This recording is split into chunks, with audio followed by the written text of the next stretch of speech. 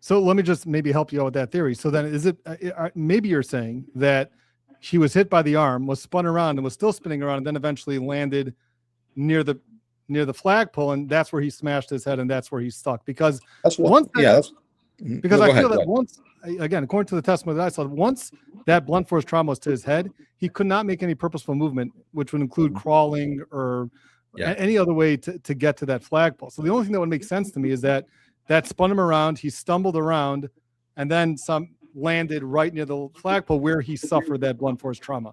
Is that what you would say is what happened? Or because if he died near the curb and that's where he suffered the blunt force trauma, I don't see how he gets to the flagpole.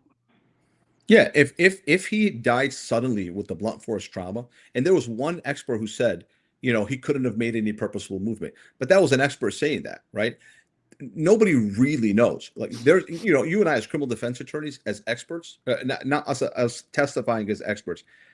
No expert has all the explanations of what happens in the body mechanics after a person suffers blunt force trauma.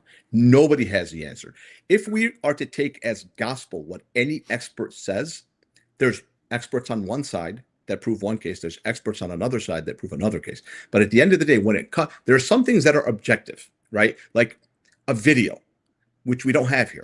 But there are some things that are very subjective, Martin, and one of them is any expert on any side saying exactly what happens to a body after a person suffers any kind of injury, right?